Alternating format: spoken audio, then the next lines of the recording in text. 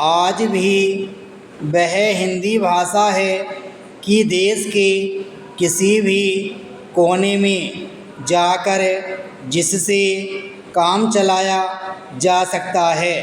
इसका अर्थ है कि आज भी हिंदी को सारे देश में समझा जाता है, टूटे फूटे रूप में ही सही। आज भी हर प्रांत का आदमी थोड़ी बहुत हिंदी बोलकर अपना काम चला सकता है। आज भी भारत में हिंदी भाषी राज्यों की संख्या सबसे अधिक है। समझने बोलने वालों के अतिरिक्त हिंदी को सामान्य रूप से पढ़ लिख सकने वाले भी देश में सबसे ज़्यादा हैं। अच्छी प्रकार से पढ़ लिख सकने वालों की संख्या भी कम नहीं। भारत का राष्ट्रीय, जातीय और धार्मिक भावों को प्रकट करने वाला साहित्य संस्कृत के बाद हिंदी भाषा में ही सबसे अधिक रचा गया है।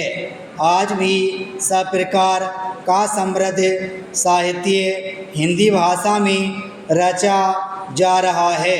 पश्चिमी देशों के हिंदी विद्वान सीना फुलाकर हिंदी को सब प्रकार से समर्थ भाषा मानते और कहते हैं। विकसित देशों के हर विश्वविद्यालय में हिंदी पीठ स्थापित हैं और वहाँ विदेशी छात्र बड़े चाव से हिंदी भाषा सीखते और साहित्य पढ़ा करते हैं।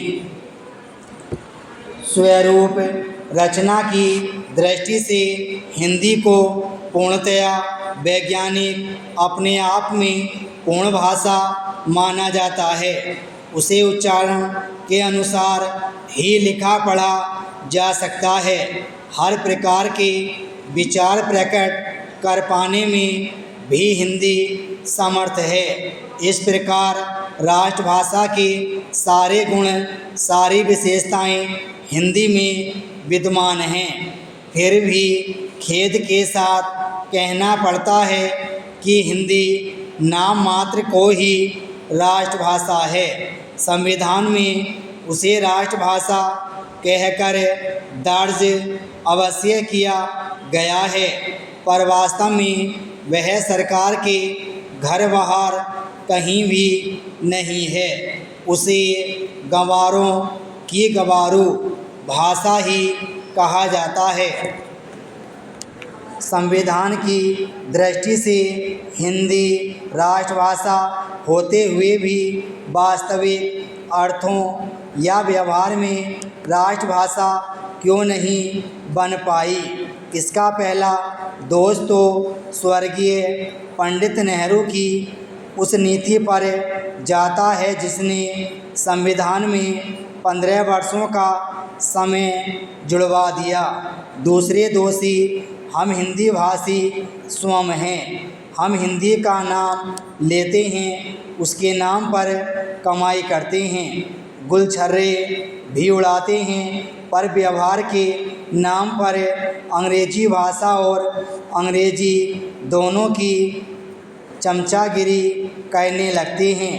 अर्थात न तो स्वयं व्यवहार में लाते हैं, न औरों पर व्यवहार में लाने का दबाव ही डालते हैं। कथनी और करने के इस गहरे भेद के कारण ही राष्ट्रभाषा हिंदी आज अपने घर में ही परदेसी या विदेशी बनकर बसे जिए जा रही है।